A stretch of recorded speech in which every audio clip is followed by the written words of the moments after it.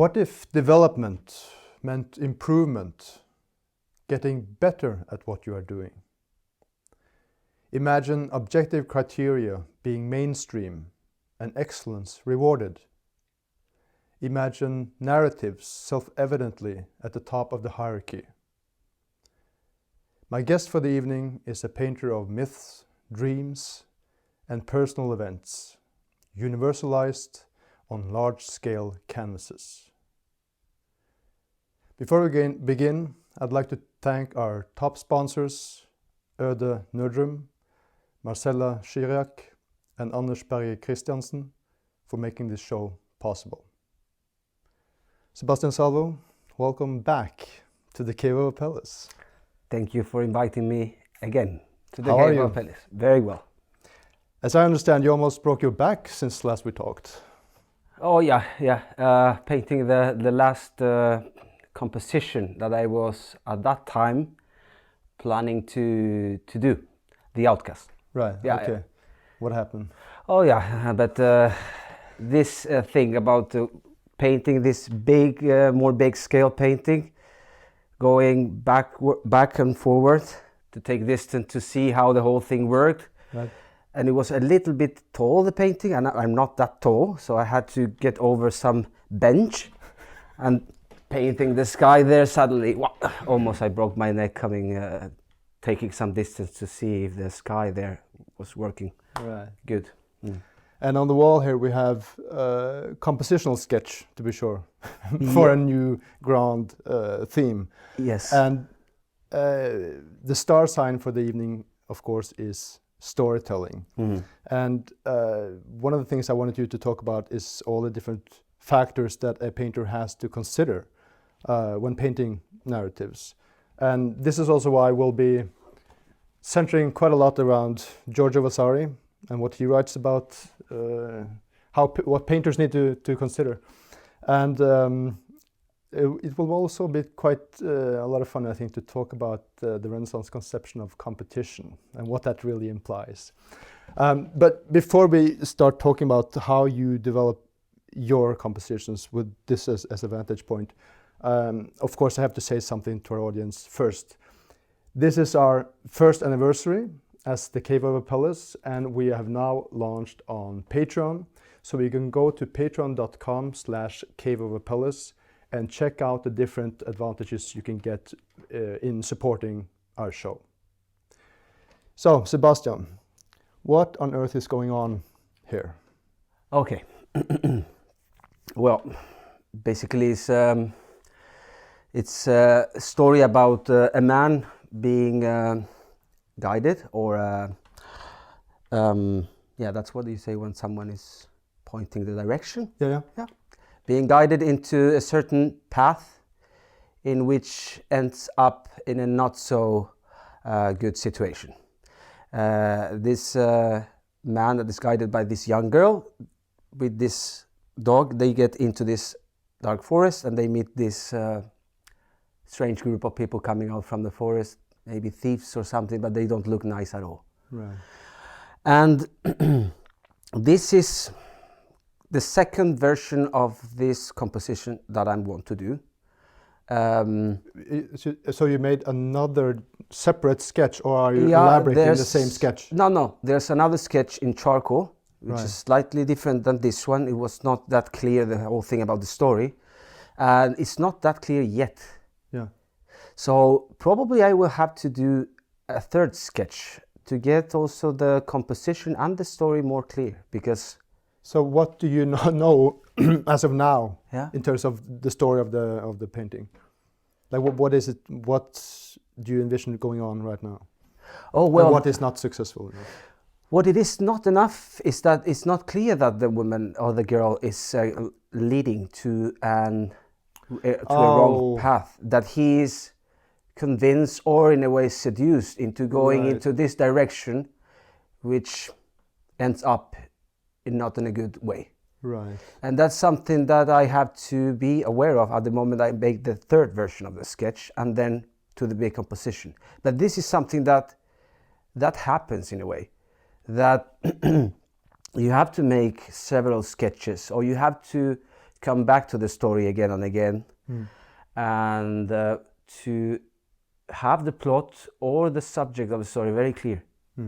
And this is something quite tricky, and that's good also to be surrounded by other colleagues, having some critiques about the composition, about the sketches, because then you can start figuring out how to improve the story and how to improve then the compositions and how to put things together. Right, and that's also why I wanted to first off start off with your quote-unquote personal experiences in creating compositions before we get to Vasari and what, to see it all in the light of what he's writing. So if we should break it down into some subcategories, what do you need to be aware of as a figurative painter when you're making that story? I mean, I think psychology is definitely an important point. Like, what would you say about that? Yeah, well, in this case, I wanted to make the characters look to each other, so the looks, they meet in certain points. They have eye contact, and even the dog has some eye contact with the man that is behind the tree. I mean, the dog is aware of his presence, and even the cow is looking at the dog in a very strange way. Like in certain moment, it can become scared, and everything can trigger the whole action. But in a way that the characters should have a relationship between each other, or they touch, or they look on the same direction, but some kind of interaction. Yeah, I mean, that helps to make more believable the whole scene, and it builds up also a psychological character to define what's going on here. Yeah. So that to define that psychological mood that could be present on the painting, it's about the look, the facial expression, the body expression, and how they are moving, or how they are going from this emotion towards this other one. Right. So it's everything about trying to imitate as best as possible the psychological complexity of a person, right, and the variety of emotions that go from this to that, from sadness to happiness, and to envy, and to resentment, and to be able to depict all of them. But that, I think, could start. And that's I mean, that also presupposes, I guess, that you somehow you have to empathize to go into the head of the character. How would this person, in relation to the age, the sex, the position, whatever, react in such a situation? Yeah, then you are not treating the painting or the characters as it, or something that is painted, but you have to care about it as if it's a real person. Yeah. So you have to get into the character that you're trying to depict. Yeah. And I think that's kind of like the work of an actor. Then you have to be in front of the mirror in a way and try to emulate or act a little bit as the character should react in that situation or that. But you have to start caring a little bit about the character there. How does this man feels? Right. And then you have to be, And I think, I always think about narrative painting. A contrast would be your typical academic painter, which is, I guess, generally seen as sort of the last caretakers of storytelling before you get naturalism and these things. But I think a problem with a lot of what they're doing is that it ends up with, so and so reading the letter from so and so, and this and that date, and nothing is really happening. They're just standing there, and you have to know the story behind it to be able to sort of be gripped by what's going on. Yeah. Well, you can have a great story behind the painting, but in a way all that works as sort of inspiration for the painting. But if there's no drama there, it doesn't work. Right. I mean, you have to, you can have the whole structure very well defined, where the elements are going to be, how the story is about. But if the effects that you use on that painting are not properly done, it doesn't work. So then you have this typical academic painting, which you can have maybe a biblical story or a myth, a classic myth.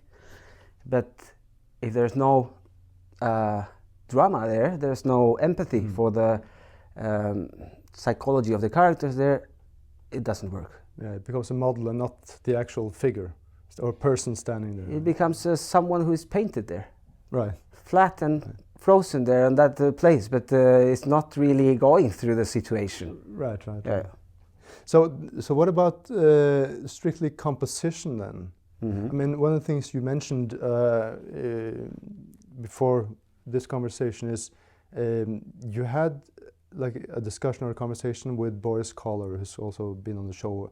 Yes. When it comes to effect and structure. Yeah. Can you explain what that is all about? Well, in terms of structure, meaning composition. yes, that the painting or the work should stand by itself in a way that you have to take care of the corners of the image.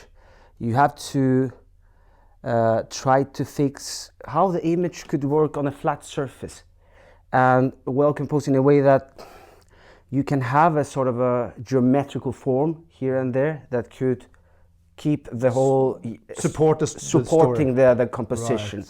Right. Or lines that are very that could also support the composition, but this is something that is very useful at the moment of making the sketch or composing. If you don't have that structure clear, it might just end on a variety of effects here and there, but with no order, no rhythm. I mean, if you're skilled at psychological expression, painterliness, but you don't have the composition, then you're kind of lost. Or well, you can do a very good portrait, maybe, self-portrait. But then to go into composition and trying to handle a big size composition, where there are many elements into a scene, that can be extremely complicated if you're not aware of the structure of the composition. Right. And but how do you go about learning composition then? Learning? Like what do you study to learn composition? It's strange, but I think there might be a tendency from some people to start putting things in order. Like when you are very little. I don't know. I remember that I was building up in my grandparents' house in the garden, spending a lot of time alone there, building up labyrinths made of stones and mud. So in a way, it was going, where should the character go from this area to that area? So to make a clever labyrinth, so he could get lost all over, so he has to come back to get to the center and blah blah. Maybe there's a tendency to do it, and then you start looking at things around, trying to find patterns here and there. But how to learn it? Well, to see a lot of the great masterpieces from the painters of the Renaissance, from what Bork Nerdrum is doing, how he puts things in order, how this cold color that he puts here, and he repeats it there, and then on the background and back there here. So then you have to start finding a rhythm. The same with the lines or the figures, how they stand. All these strange variations and rhythm of temperature, of vibrance, of hard shapes, then it fades, the figure loses a little bit and fades away. He does that all the time. So if you look at that, you pay attention, you see El Greco, you see Titian, you see Michelangelo, you will see that same awareness of how put things in certain order. Yeah. I mean, because you have this, I don't know if you've heard that story. that at some point, if just a lot of birds would land arbitrarily on some phone lines or some electrical cords or whatever, Yeah. they would create music by Mozart. Okay. So you're sort of to say that, well, this is just arbitrary what the result is. But I remember one of the things Bork Nerdrum told me was that he would, I think at least in like the 70s, 80s, would sit at concerts and would bring Caravaggio or Titian especially and analyze their compositions and just draw the cross, the X, and then the line like this, and then from the bottom to the middle to the bottom again, and then to see what actually went on there. Yeah. And I think that's an amazing thing when you look at Caravaggio, how things are so extremely well structured according to these geometrical lines. But in addition to that, you have this sort of a rhythmic composition, how one movement goes from one figure, is caught up by the other, and then from something in the background, and then back to another figure again, and then it just goes in a very soft, very dancing manner, right? Yeah, that's quite difficult to see when you see an oil painting. But if you translate that into these simple lines, then it gets more clear, and then you can start learning about it. Right. So what about you sort of alluded to it, the whole idea of not being a naturalist. Mm-hmm. What do you want to say about that? Why is that a problem?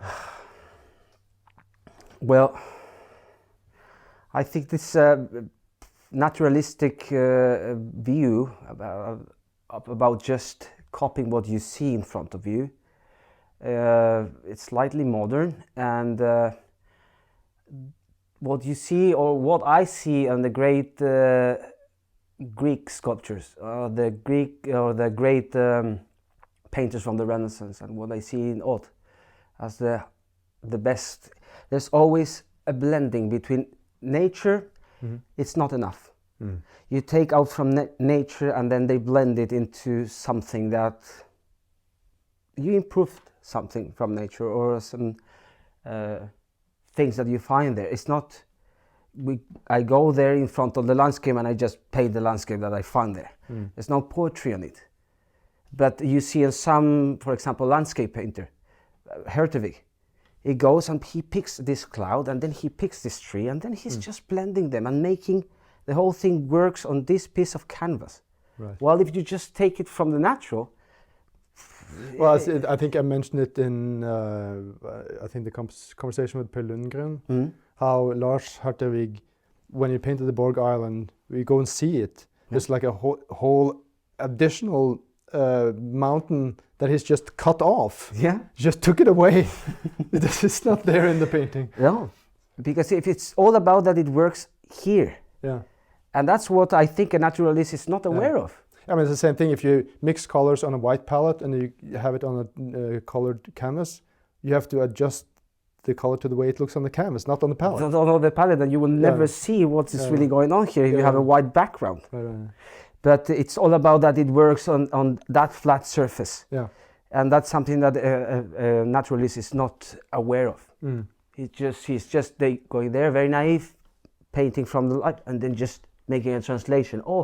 The cloud has moved. What am I going to do? How can I fix this? So then you have the impressionist. Right. So you're dealing with the essence of things, right? Yeah, kind of. Well, it reminds me also of this story about, is it the Canadian Aphrodite, where the sculptor used like 5 different models to get the best from each to make the ultimate Aphrodite figure. Well, there's a story about Montagna there, that he was criticized about that the figures he depicted, the figures that he painted, looked like sculptures. Right. They didn't look alive. They were too stiff. So what he started doing, and he got that critique as a hard one. He took it seriously. Yeah. And then he starts painting with live models from fantasy, but he didn't left the sculptures behind, but he blended them. Right. So he blended the live model, fantasy, and the sculptures to find exactly what he wanted. So That's another thing. It's good to combine. It's yeah, necessary. That's what you're doing too, right? I mean, I've seen you looking at books and also, being able to paint at Bork Nerdrum's farm to copy the painterly elements, qualities from some nude into your own nude, and basically having a model there. Yes, you have a lot of books full of models there. Yeah. That is how I take it. But how do you? What would you say then? Is there a danger of just drifting into pure fantasy? You don't need the model anymore. No, I mean it's a danger. But when you see that's going on, that's happening, if you're a little bit aware, you will notice. Right. And then the image there is not working, the flesh is not vibrating enough, the expression of the face is not psychologically gripping, and then you know that you have to go back to the model. Right. Yeah, but it's good to work from fantasy, but as soon as possible, bring the model back. Right. Like maybe one session with the model, one session you work by yourself, and then bring her back. Right. Or him. Right. Yeah. Because and that's so you use the material from the model, and then you let it dry, and then you have to see how it fits the direction of the story, right? Oh yeah, and how it works on the canvas, because then you can paint from the model, and then you get it right, but in the canvas that you have in front, you might have to fix things here and there in order that it works there. Yeah. But not just if it's exactly like the model or not. I don't care about it. Right. But it should. What I care is that works in the canvas. That's what is going to stay for a while. Yeah. Right. Nobody's going to remember the model, but it's also if you should write a novel. Yeah. I think it would be much easier to understand that. Well, you cannot describe everything that's going on, because then there's no story. Yeah. I mean, if you describe everything around what's going on, how the color of the leaves, and how the wind goes by, and how that road was, and all the flowers that are there, you miss the point. Right. So I think a composition should work like that, in a way, everything condensed as much as possible. Right. That you don't get lost into these little details, but as much information as possible and condensed in a way. Right. And then it works. I think that's when the image can be shocking enough that you really get a shock. But you shouldn't get lost in these little details. Yeah. So, could you say something about what stories are worth telling? Like, how do you choose the stories? Well, all the stories that I think make a stamp or a very heavy impression in your life, for example. Heartbreak, or being thrown out from a city, or leaving a country, or crossing a border, or being beaten, or fall in love. I mean, all these shocking moments, the moments that you remember,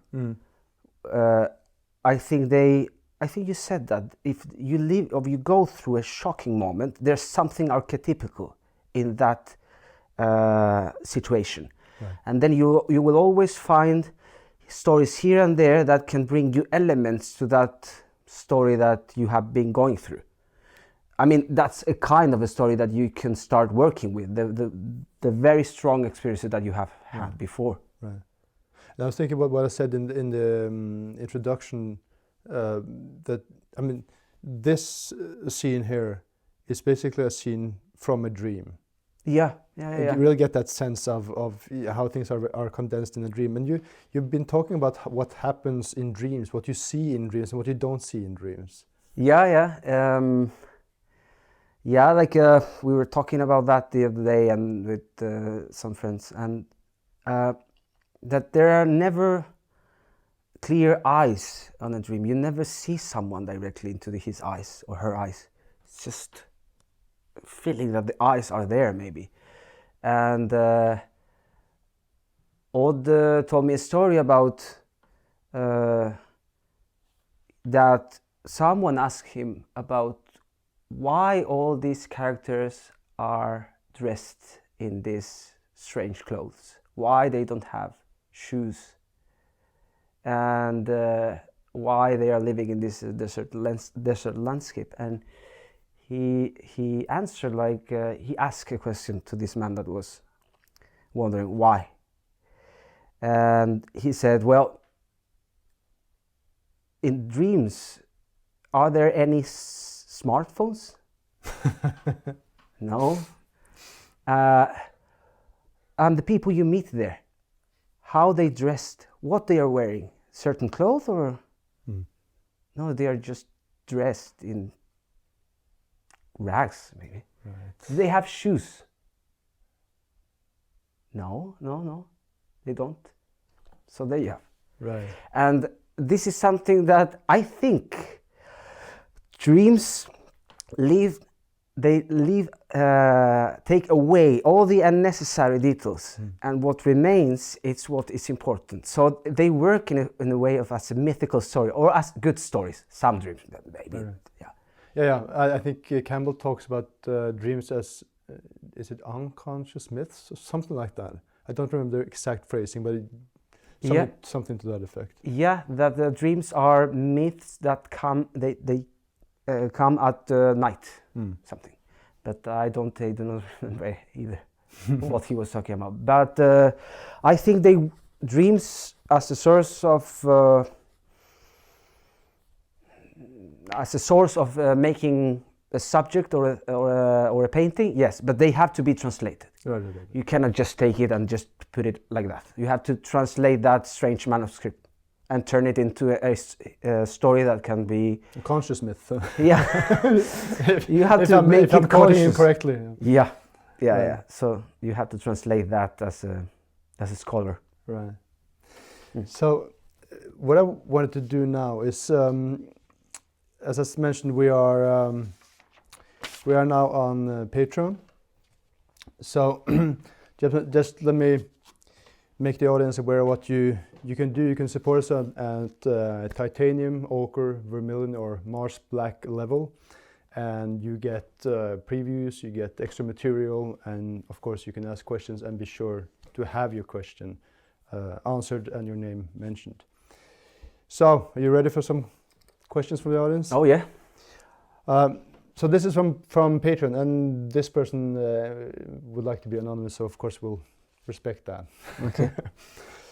What is your opinion on incorporating narratives with biblical or religious references in paintings? Does this contradict the timeless quality, considering the fact that only people with a certain belief can/will be able to resonate with its message, or is this not a problem? I think it's not a problem if things that could say that this painting is about Christianity are taken away. I mean, many of the stories that are told in the Bible, they are also stories that have been taken from older stories or ancient stories. Right. So, or you will see similarities between biblical stories and some myths from the Greeks and some Celtic stories and So I don't think it's a problem at all. But they should be brought, I think, into a context in which it makes it universal. So maybe to take away some unnecessary. Well, this is, I guess, is what Titian does with Pietà. It's a mother. Saint Sebastian also. Yeah, a mother looking at holding his son that is dying there. It's dead. So that's quite universal. Right. So it's not necessarily Christian. So. Right. I mean, I guess it's the same thing as you shouldn't have a naturalist approach to it. Just illustrate the story, but find the essence. Yeah. Not taking the whole thing literally, but trying to get what is the core of it. Yeah. Because the essence. Obviously, there's a mythical content there. Yeah. So here's a question from our Instagram account. In your opinion, what's the most common mistake you see today from classically trained painters? There's a lack of drama, emotion, psychological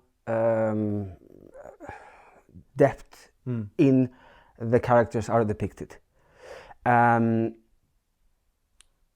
the lack also of composition in terms of the big scale, trying to find a way, a shortcut how to solve big problems. It's too obsessed, people are too obsessed with realistic things, that it should look realistic. And they should, I think, should start looking at Masaccio, start looking at El Greco, start looking at classical and Greek sculptures, and stop looking at photos. So I think to go into that direction is just to get in contact with the best of all time, and to make the images human. If there are characters there, please make them touch each other, look each other, to have some contact, human contact, not just people standing there. It's like going back to the Middle Ages. There's just saints there standing with no interaction. There's nothing going on. So what it should be, I think, more Greek, right? More human connection, right? In that way. Yeah. Okay, less art. Less art. Yeah. Another one from Instagram. For you, is there a connection between the process or technique of making a painting and the underlying story or narrative? And if so, does this process change and vary depending on the painting's narrative? I guess he's asking if you've changed your technique according to what kind of motif you're painting, if I'm understanding this question correctly. Yeah. Well, basically, all the canvas are prepared in the same way, which is the more stable one. But the amount of this color and that color, or how thick are they going to be the layers of the main characters or the background or whatever, should be put according to the story. I mean, first the story, then the sketch where the elements are going to be here and there. And then if it's going to be dark, it's going to be cold, or it's going to be daytime, nighttime, and then you start building up from story to the colors, placing things here and there, secondary things. Right. But everything will be at the service of the story. Right. So then you will do you change your specific painting technique according to subject matter? I don't think so, but I don't have a step 1, step 2, 3, 4 to finish a painting. I guess the general idea is that you have an attitude to where you create, to where you get the focus. Yeah. And that's one basic way of doing it, no matter what story. Yeah. I mean, you will not start with the tree in the background, but you will start, I guess, with the main characters that are involved into a certain action. And then you will start doing the cloud. Back there. Right. I think that's a natural order to make it. Okay. And that's always the same. How do you choose the themes and stories that you paint? I can merge this with another question asking if your ideas come from allegories, myths, biblical stories. Okay. Well, it's a mix, really. Yeah. It's, as I told you before, it's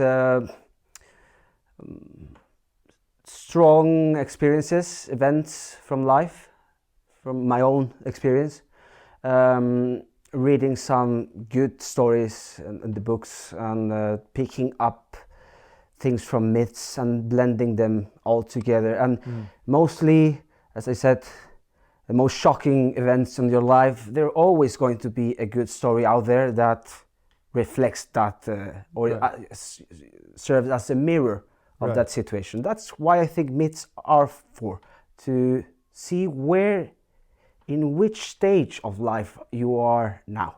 Right. So, it's a blending of dreams, personal events, stories that I take from myths, or I'm always searching here and there.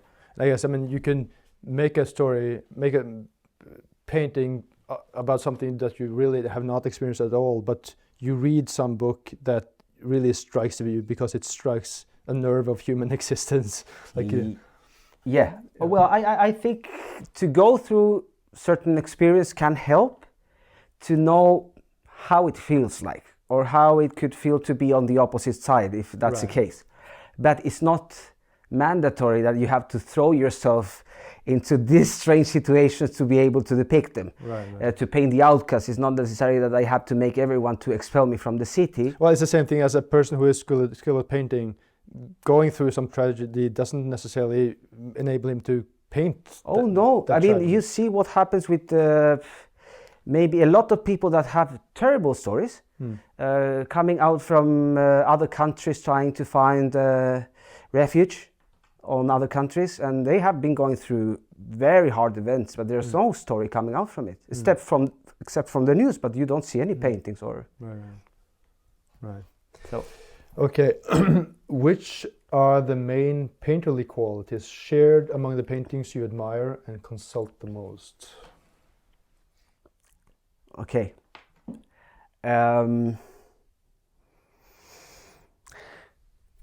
Well, can you repeat the question? Which are the main painterly qualities shared among the paintings you admire and consult the most? Okay. Sensuality, in a way that the body that you can see there and the expression looks alive. That it's really warm or cold, and you can also see the shape and the roundness of the body. Mixed with strong structure on the way rhythm is worked there on the composition. So that plus the way things are put it into places, and finding strange ways of solving rhythm. I mean, not just the typical composition, but someone who dares to do something totally wild and strange, and trying to find a way to do it, a shortcut here to make it work. Right. Yeah, so that kind of attitude. I mean, someone who dares to make a wild composition, plus elements here and there, and sensuality. Yeah. Right. And I guess also when you're creating stories, you really have to be much more painterly and not too dry.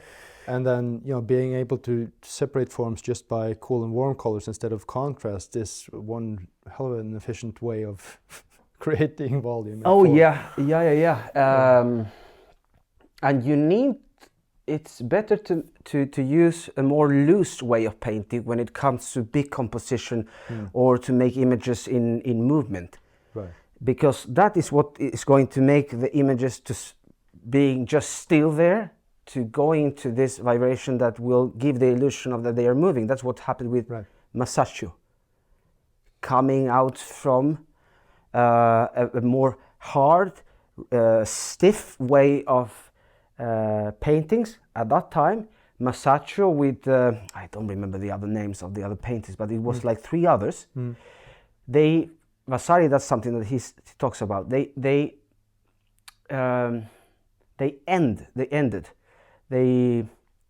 finished the bad reputation that those painters had at that time. So they were able to make it more loose. Right. So the characters could look like they were moving, and there were transitions of emotions going from this to that. And that's quite interesting, that they were very aware that stiffness and hard edges, hard contours and edges, not good enough. And Masaccio was able to break that, and that's where development is the same as improvement. Yeah. Okay, last question before we really go into the Vasari part here. This is from our Facebook page, Kevopolis. Do you have particular painters that you study more for your narrative paintings, or does it change based on what you're planning to paint? Yeah. Well, I'm always going back again and again to old Nerdrum's paintings. There's always something that I'm missing from the story, so I can go back to those stories again and again, and suddenly I get it. So I have his book always next to me while I'm working. El Greco, fantastic way of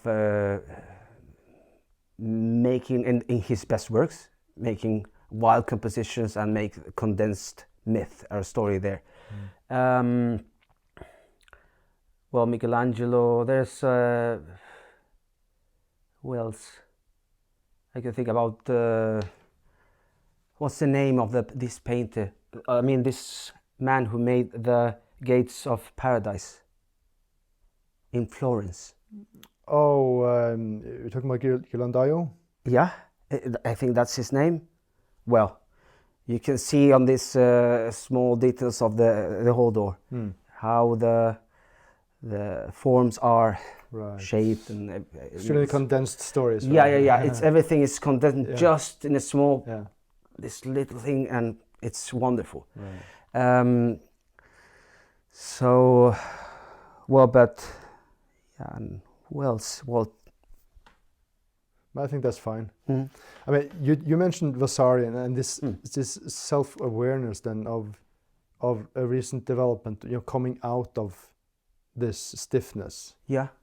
That this was not some arbitrary thing, but they were really quite conscious about that. Yeah, and that's why also Vasari talks about that Masaccio gave every master that came after him the clue in a way where to go from painting. Right. Things like that the color of the skin of the characters, I mean the color of the draperies should match with the color of the nude parts of the bodies in the painting. Right. So they don't become detached one from each other, but they are blended into the same palette in a way. The foot's well grounded on the floor where they were standing, not just this foot that they're just like leaving earth in a way, but they were quite grounded. The look of the expression of the characters, they were looking each other, and there's a painting where I think it's the payment of a tribute. Yeah, Masaccio. Someone is giving the money to the one who is asking for the money, and you can see that the face of the man who is giving the money is not very happy, and the man who is receiving the money looks like he is getting a lot. So this being very empathic, being able to represent those human emotions, Vasari was saying this is what has not been here before. Right. That expression, this way to render the figures, and this more soft painting, going away from that rough way of doing it, was something that he said, this is more or less when everything starts. And that's an amazing thing. I mean, it must be like being in America in the 1800s, where suddenly this country starts becoming cultured. Yeah. It must be an amazing thing to be a part of. Yeah. And I'm thinking about what, I think it's important to mention that the things that we're talking about when it comes to Vasari, of course, it's not isolated, not some idiosyncratic idea that Vasari has, but you can find the same things in the Greek-Roman way of thinking too. And when you read Pliny, he talks about, it gives a very short little paragraph about the development of Greek painting. I don't remember the exact phrasing, but it's something like, well, you get outline, and then you have Apollodorus, who came with shadows. He was called skiagraphon, the shadow painter. And that was an improvement. And of course, then you have the opening of the mouth so that the person could talk, breathe. and of course the contrapposto, and other things as well. Also the coarse way of painting, like in late Titian. Yeah. I mean, this is why they were so concerned with the palace, right? Because he was known as the one who was painting in a sort of late Titian style, as far as we know. Well, and that's it's not and that's not surprising then that in the epitaph of Masaccio, there's in this poem there's something about Apelles also in his the epitaph of his grave. Right. So they were very aware of these things at that time, and so then to start thinking about a strange idea of progress that the painting develops in what we see today, I mean, that's just totally nonsense. Well, they had a completely, I mean, in their idea, development meant improvement. So, I mean, they developed out of modernism, more or less. Yeah, I mean, Masaccio going out from that rough, I mean, that stiffness. It's, And it's it's a completely different area. I remember reading about Ibsen, young Ibsen, who was Henrik Ibsen, Wild Duck, Doll's House, and all these things. And he was staging some plays for a theater. And the novel thing was that the figures were not out on the stage and then talking out to the audience. Okay. They were turned and talked to each other. Oh, that was. And instead of a sort of a what do you call it, like a carpet with painted carpet, with some furniture and some stuff. Yeah. Instead of having that on the back wall, they had furniture there. And that was noted as something really, really, new and amazing. And then later, when he gets a name, he meets this count outside of Munich, and he even, when they are staging, I think it's some play by Schiller. He has there's an attack scene. Yeah. And he has horses on stage and a lot of soldiers, and the soldiers at that are very far away, they are small children with attached beards, and when they shoot cannons, it's steam coming out. So it's all that they could do to make it more alive. And of course, the irony is that today, when they talk about progress, they're going back to what Ibsen left. Yeah, it's the same thing as with painting. God, yes, exactly. In painting, you see that they are going back to what Masaccio was trying to come out from. Right. Back to this hard, rigid, stiff figures that they don't relate to each other, they don't look to each other, they don't touch each other. Yeah. They're just standing there. Right.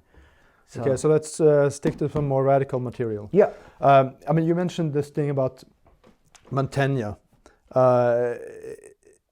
And I think this sort of goes under the idea of not being a naturalist, because what I discovered quite quickly when we prepared for this conversation is that the things that you've been talking about when it comes to composition, what you need to be mindful of course, are things that Vasari are talking about, is the things that were talked about in ancient Greece. And it seems to be a red thread that naturalism is sort of on a lower level. It is. Yeah. It is. Right. Because it will not work at the end on the composition that you are trying. You have to fix things, to translate things from nature into the canvas. Art does that all the time. Yeah. If you have to make the leg a little bit longer or the arm a little bit short, I don't know. But things should be fixed and put it in order in this world. Yeah. Rules that are out there that you can take and then translate that into something that could look like it's possible, but not naturalistic. That's not the goal at all. Well, it's the same thing with Rembrandt, the prodigal son, the man standing on the right there. Yeah. Who doesn't have his whole thigh. I mean, if you look at his height, it's but you don't notice it because it's so vibrant, it's so living, right? It works. Woman chasing killing injured man. Yeah, it's completely unrealistic. Yeah, but it works. It's so fantastic. Yeah, and that's, I think, it's a major point that if you end up with just symbolism, it doesn't work. It has to be realistically rendered. Yes, obviously. It has to be rendered in a Greek way. I couldn't say that realistic, but yeah, I mean, realistic not in the style realism, but Yeah. it has to be believable. Or believable. yeah. Yeah, absolutely. Because it ends up in symbolism, with the figures are just floating there and they don't really have any ground. So there's some value in that, but and doesn't there are some things, of course, that you don't necessarily. Well, it's the same thing with strokes. You don't see. You can't look at them all and see what kind of strokes you should use if you don't watch other painters. But there's one. One thing about Montagna that you didn't mention just now. How he would elevate the figure. Oh yeah. Because that was so weird. Because that's what I learned from Bork Nerdrum. Yeah. So yeah. That's something that Vasari says, that he suddenly Montagna was aware of something, like making the figures that you could see, that it could look like you are looking at them from below. Yeah. But for example, the objects that a figure could be having on his holding in his hand, you were not going to be able to see the top of maybe the jar that was. So all the figures should look like being seen from below, and that's something that Vasari says that Montagna subtly was aware of that, and everything become much better in his composition. Right. So and that's what Oth has talk about before. Seeing the figure from underneath and the landscape from above. Right. So you could see the buildings fading away in the landscape, small figures involving to certain actions. But then you see the figures and they stand there like, seeing from below. And you have the same stories from ancient Greece, right? With, the standard supposedly being then the head should be 1/8 of the length of the body. But then I think it was Lysippos who changed it into 1/9. So the head became much smaller in relation to the body, so it seemed much taller and much more dignified and elevated. Yeah, and that, of course, I mean, doing these things, you really have to know what you're doing, because if not, it just looks very strange. It looks very strange, but it works. Yeah. But when you start reading about this and suddenly you find the story, but Oth was talking about that 4 years ago when we were having some coffee at the morning, and then now Vasari is talking about that from Montagna. So, well, it's another example of how Bork Nerdrum has influenced quite a lot of people. Oh yeah. And there you have the answer. But there's also the story about when we move on to talking about expressions and the emphasis he places on that. Sorry, but it's got a sort of a sliding transition there. There's this story about the Michelangelo and the faun. Yeah. That when he was doing this being a young boy or quite young in the house of the Medici, learning from a master how to work on marble, and someone approached to him and said, "A faun that age could not keep all his teeth at that age." So, and then Michelangelo said, "Okay, out." Yeah. And he just removed the teeth and Right. That's a funny story. Yeah. So, talking about the expressions, I mean, one thing that is really occurring a lot of times when you read about the different painters, sculptors here, is, well, one thing is that it looks alive. It is as nature, but he talks almost more about how the expressions are correctly rendered, or the psychology is correctly displayed. Yeah. I mean, he describes Michelangelo's work at the Sistine Chapel, and how Vasari talks about the figures that are being thrown out from heaven into hell. And he says that you can see all these expressions of anger, fear, resentment, jealousy, and all these huge variations of expression. And if you go there, you will see many faces. They are just groups of people that are just thrown into hell, and all of them, they have a different expression of fear, anger, and then you go up there, and Mary is there at the center of the composition, with Christ at the center up there, and he's ready to judge and to say who is really going up there and who is going down there. Going down. And Mary is just turning her eyes away from this situation, because she cannot stand this horrible thing that is going to happen there. Yeah. Christ is going to judge everyone, so she just takes her eyes away from the situation. And that, I think, capacity to get so into the drama that you're really there. Oh, I mean, that's so great and so rich. Yeah. And that is what it's more remarkable for Vasari. And then he says, okay, the structure of the body, this is very good. The design of this goes very well, excellent. Nobody could surpass Michelangelo. He was very fond of him, you know.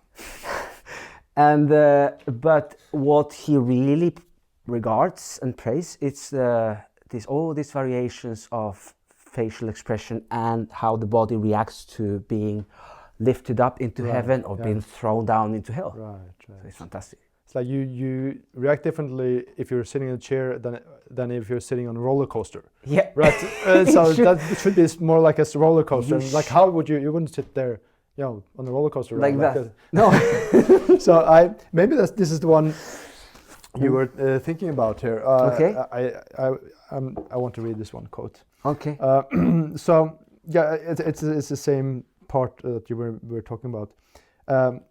Being cast down into hell, for it is filled with all the passions known to human creatures, and all expressed in the most marvelous manner. For the proud, the envious, the avaricious, the wanton, and all the other such like sinners can be distinguished with ease by any man of fine perception, because in figuring them, Michelangelo observed every rule of nature, in the expression, in the attitudes, and in every other natural circumstance. Look at that, yeah. And then, of course, then you have the contrast then when it talks about Bandinelli, Baccio Bandinelli. How he I don't remember which figure or figures it is, but the point is that he's criticizing them for having completely indifferent expressions, right? Yeah. As a major flaw. Yeah, that's what many people nowadays are going into. Yeah. So it's kind of going back into Middle Age or something. Right. Yeah. Right. So when it comes to expression, I mean, that is, I think, one of the really most important things to be aware of, the psychology of the figures, right? Yeah. We were talking about that then it's not anymore about expressing yourself. It's not about you, but it's about expressing the emotions of the characters involved into this action or this scene. Right. So then it's never more about you. It's because it strikes me when we're talking about like point by point, what we're talking about are the exact qualities, the exact values, the exact principles that are condemned in the value system of fine art originating in the 18th century. Yeah. That we are striving with today. Right? Oh yeah, all the... Because I mean, expression for Vasari is something completely different than for Greenberg. Well, yeah, it's has been an appropriation of the whole thing and just turn it upside. And then turn it upside down, as many other things. Yeah. But it's about the expression of the characters involved into this particular situation. Yeah. It's not about Michelangelo expressing his pain. And that's why Edvard Munch is such a strange transitional figure. because he had that, what ecce homo thing. Look at this human being. What is it that goes on in his mind? Yeah. Like Adler was talking about, there's a mind. There's a brain behind the eye. There's something going on there. Then he, at the same time, he reads about the so-called expressionist, which is, complete perverting of the term. Yeah. And then he feels old, and he sort of caves into this thing. But anyways, one other thing that is really quite concrete is how Vasari praises darkness, black. Yeah. There's what does he say about that? Well, there's a quite a clear example about Sebastiano del Piombo, who painted a portrait of, I don't remember who, but he made a portrait in which the man there was, the clothes that he was wearing was black. And background black. But he said that this man, Sebastiano del Piombo, used 6 different kinds of black. And so it was just so elegant and so refined way of using 6 kinds of light that it was a wonderful thing. So it was so beautiful. But 6 blacks, and it was just black everywhere. Oh, it's black for connoisseurs. Oh yeah, and he said that this was like one of the most excellent and masterpieces from this painter that was very skilled and very clever doing portraits. Right. But it was just full black. And that's something that could be just forbidden here now. Right. Yeah, you talk about black, and we how much? 80% or 85%. 85% black. That's the rule. That's my personal objective rule. Yeah. But then we have that example of, we cannot pass the tragedy that occurred in the Sixtine Chapel. Okay. You know what I'm talking about. Yeah. I think you're talking about removing the last, not just the last, but mainly the last layer that Michelangelo did on that fresco. Yeah, that it's the background is that I guess it was in the 80s, mid 80s or so. They cleaned it or restored it or whatever. Yeah. And by some Japanese company that sponsored the whole thing, and they show these proud images of how dark it was before and how they've taken away all the soot from the candle lights and these things. So it's rip that story apart, will you? Oh yeah. I mean, they took something that is quite important and definite on that work, and I think it's the last layer which is painted not in fresco but in secco. Yeah, explain that shortly. I'm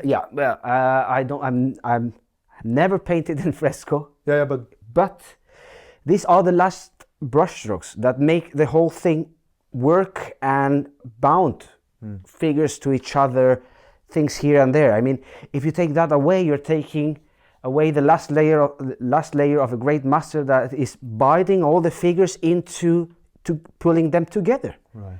So if you take that away, you are maybe throwing the whole composition to the trash. Yeah. Because it doesn't work anymore. There are simple notes that can be used here and there that make the whole thing work. And that, taking out that final layer, then removing all the patina that has been stick there for quite a lot of time, and then bringing all this light into it, it's not good at all. My grandfather, when we were there, he said, this is so strange because when I was here the last time, it looked like I was in a theater. And then I could see the light coming from the windows from the Sistine Chapel, and you could see this whole thing that looked like coming to an opera, he said. And now it's just, everyone is just taking photos, flash everywhere, and there's a man saying, no, you can't take a photo here and there. But taking that away, they have just make the whole thing appear. And that's something strange, but because it takes out this dramatic way of presenting the paintings. It's like for the cavemen in the old time when they were drawing all these animal forms in the caves, and they used these caves as a sort of a maybe ritualistic place where they could go, like a mythical place. Mythical place, and they could come in with torches, fire, and then they will see this 7-meter bull cow that was there, like, and that power of shocking. I mean, I could see that it's kind of the same way of doing it on a chapel. I mean, if you take that darkness and that mythical and that story and that way to put it, you're taking away all the power of the image and all the power of the myth in a way, and they have ruined it. So that's why nobody gets this anymore. I remember, if you see pictures, people can find that on the internet, pictures of the Judgment Day. If you find a good high resolution image, you can see on the bottom right, where you have Charon taking care of all this poor devil. All these poor devils going into hell. My God, these poor sinners. And you see that behind them there's a red sunset, and it's completely just removed. So unless you want to argue that the smoke from the candlelights right there was just red, but all the other places there was not red, then you have a problem of explaining what happened. I'm going to check that, because I have some photos of the Sistine Chapel there of the before it was restored, damaged, destroyed completely. I'm going to check that, but I mean, for me, it's like the same thing that happened with Taliban. You know, they put that Buddhist sculpture on trial and condemned it for being heathen, and then they just blew it up. You know. I mean, because it's lost so much, the Sistine Chapel, because of this cleaning. And you know, okay, so if you want to sort of rewind a little bit to this idea of not being a naturalist. Just to put it a bit in perspective, like there are painters who are, you know, like the top level naturalists, so to speak. Okay. Like you have Velázquez.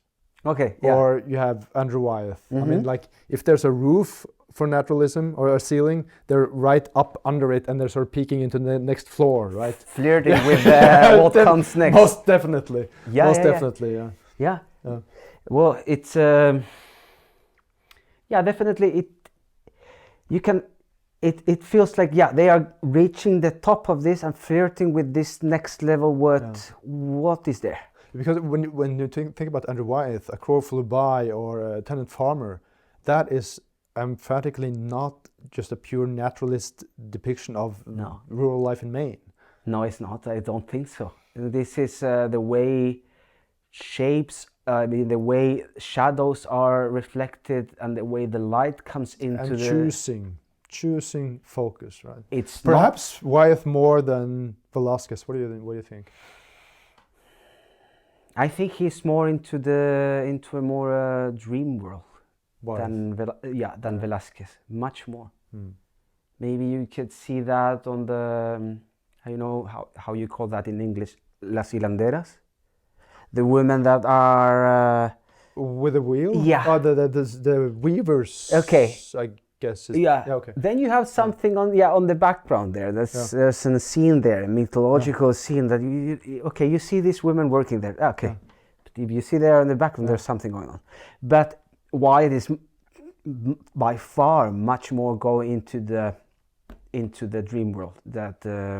Wyeth does, than Velázquez. That just stays there in a way. Yeah, I can't get Tenant Farmer out of my head. Yeah, and then if you compare there El Greco, the best things with any other Spanish painters, maybe Goya goes closer to.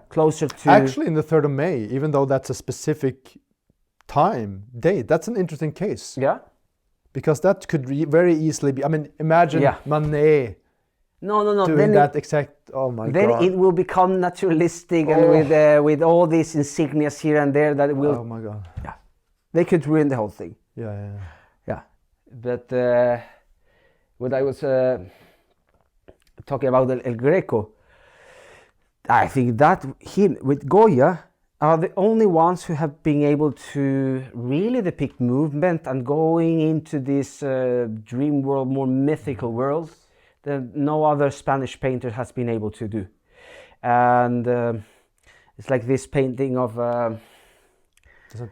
Laocoon. Laocoon. Right. Greco. Yeah, El Greco.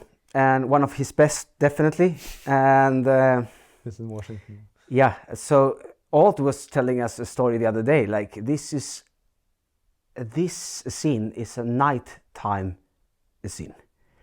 And there's a storm here, he said. What? There's a storm going on and there's a thunder, like, and then you see these figures going around and all these snakes and you see all these bodies like just stretching and then it goes away. And then the whole image just took so much.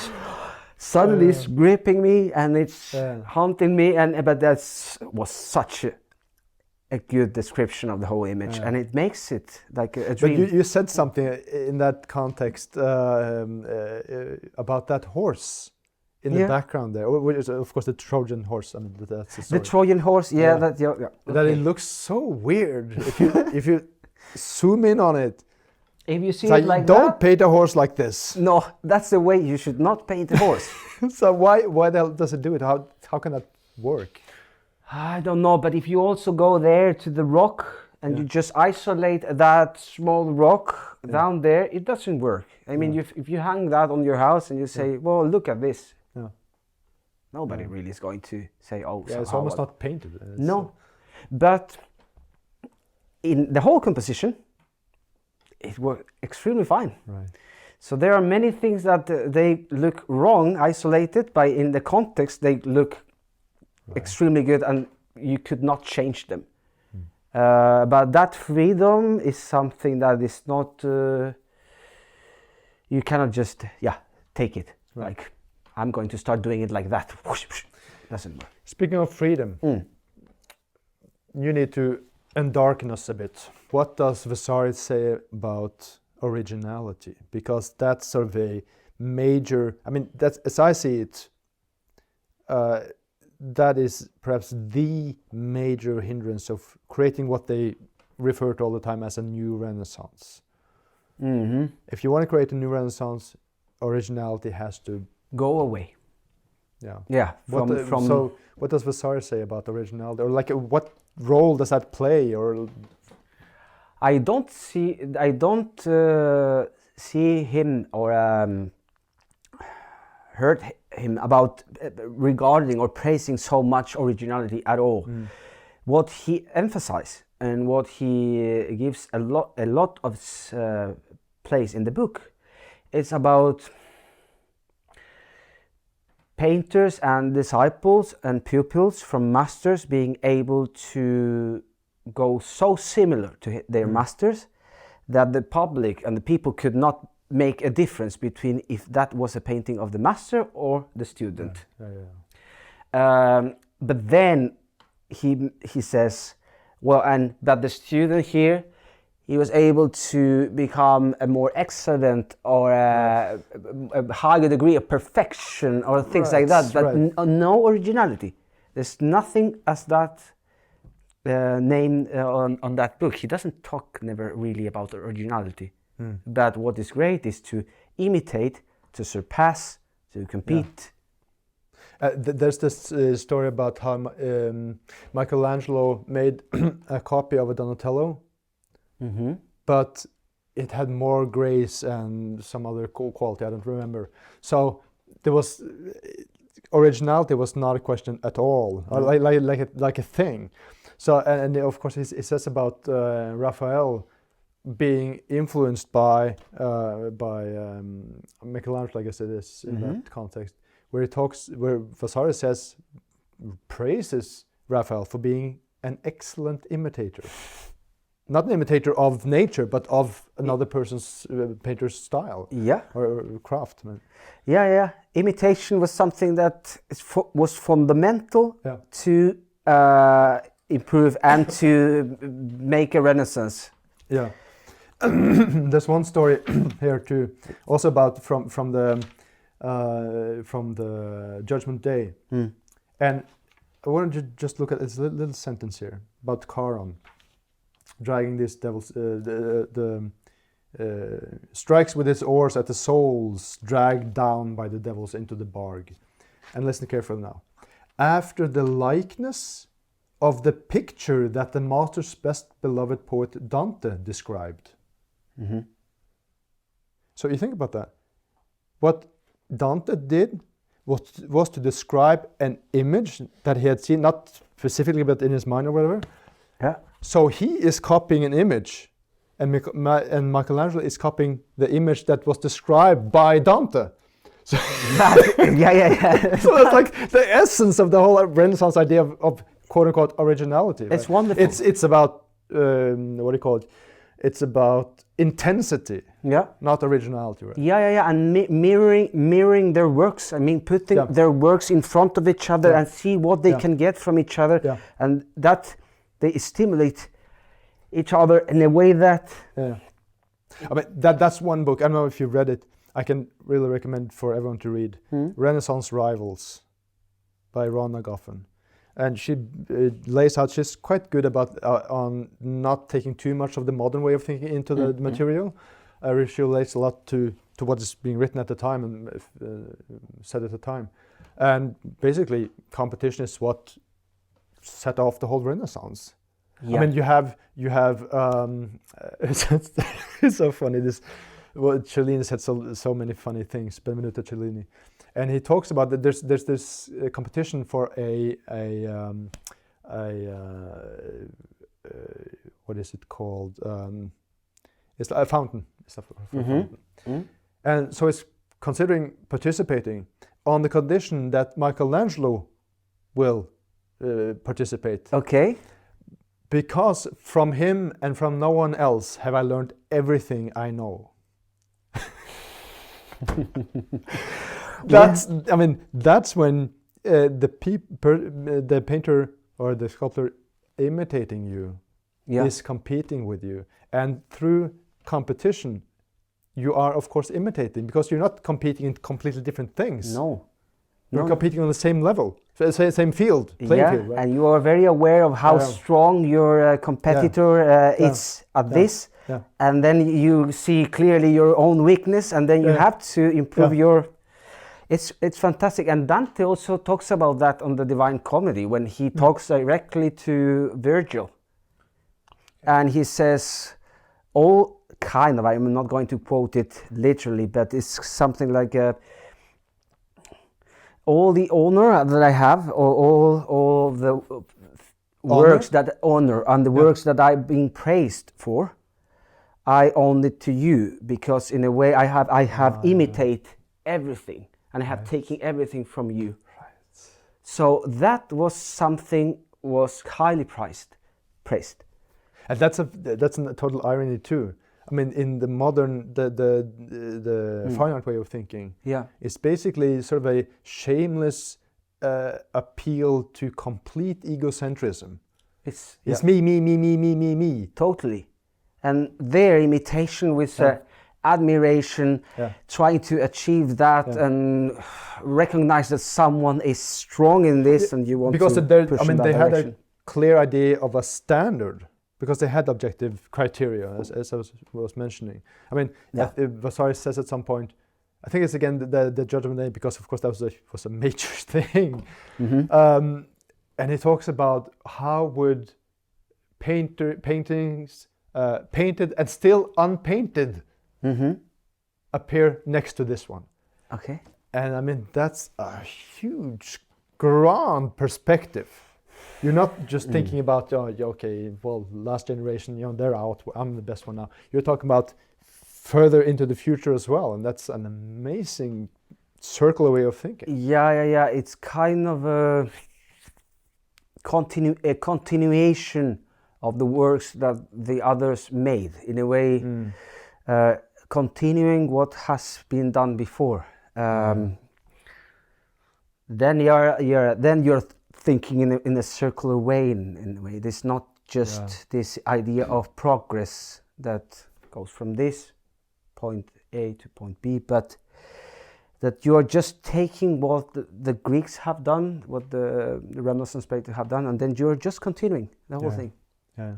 And then, again, since this is our anniversary conversation, I can say to our viewers and listeners, go back to the conversation with Boris Koller, listen to his final words, which is just a beautiful way of phrasing this principle.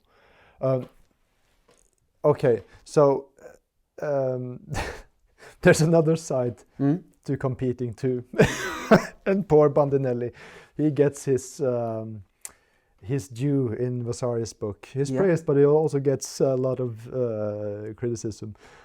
There's this one, I forget which figure, he was so concerned with making giants, and he is boasting about all of this, how great it will be, and going all on about that.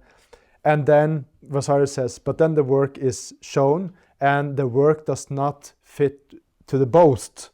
And then he loses a lot of prestige. Okay. Because, and then you have a situation where competition basically reveals people who are trying to fool you, right? Yeah. People who are frauds.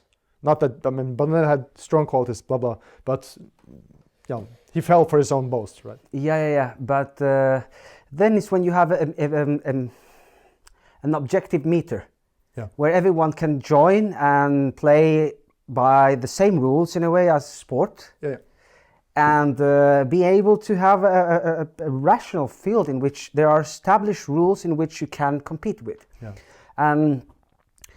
And I don't know what's the problem with competition nowadays, because everything you see around through every beautiful city in Europe, not some more than others, but all the cathedrals, all the beautiful museums, even many buildings in each city, they were the product of competition. Right. A city wanted to have a more beautiful church than the city 4 kilometers there.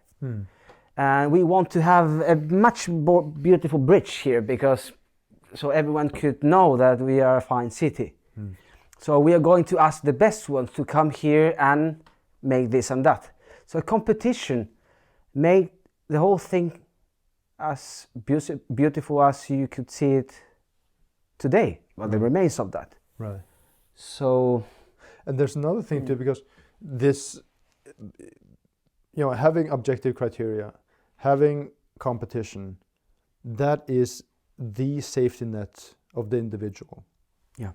Because you cannot then, of course, there's always opportunism and nepotism in any age, but there's a chance for that person who does not have the university degree, or does not have the money, does not have the family background, whatever, does not have the right color, all of these things that keep messing things up, right? Yeah. Because you just look at the quality of the work, and that's objective. Yeah, that's a merit of someone who is good at something. Right. And that's a field where you can really give a chance to a talented individual that could, through development and hard work and merit, he can stand by himself and become a great master and make a beautiful cathedral with beautiful paintings there. But that's the only way you can give a chance to someone. In this environment in which we are living today, it's very, very hard for a talent, because they are not giving that chance of competing, taking away competition. It's leaving so many talents out from the conversation, and to being able to make a masterpiece. But we are doing it anyway. Yeah. Yeah. And we're trying to do something about it with the kitsch idea too. So. Oh yeah. Okay, so I wanted to round this off with what I really quickly discovered, and of course, people can accuse me of cherry picking, but when we've been talking about these things, there are certain objective rules across time that we're talking about, right? And you said to me at one point that this comes more or less naturally, but also, of course, that reading things like Vasari helps, right? Yeah, I think imitation comes naturally. There's no such thing as a linear development. The cavemen were painting that. Some start asking if that was trying to imitate or was just something that just came out naturally. Putting those two things as something opposite. But naturally, humans tend to imitate all the time. Right. So that will come out again and again, as has been happening through, I don't know, centuries. So yeah, and I think that's a beautiful thing with Vasari too. And if you read the first book, he opens up by saying that man has always created these images even before the flood. And of course, in the Christian perspective, that's a grand perspective of time, right? Before the flood. Yeah, and I think that's an amazing thing. I mean, one of the last things I heard about is that apparently they found remains of Homo sapiens dating back to like 400,000 years. And thinking about what Vasari wrote there, I mean, there's so much that has just been eradicated, thousands and thousands and hundreds of thousands of history. I mean, you can imagine, I just stuck in my head this idea, like who was the big painter 175,000 years ago? Yeah. Who was the author 250,000 years ago? Who was the playwright 320,000 years ago? Like what is it that we don't know? And you have huge catastrophes that have gone down, and then this has started again. Yeah, it's yeah. If you start thinking about that, I mean, I think the great masters, in a way, they have always been here. There's not such thing as a period of time. It's just that there are certain circumstances that can make that possible, and that you can see that sort of a dream world fits with the establishment, and then a renaissance come up.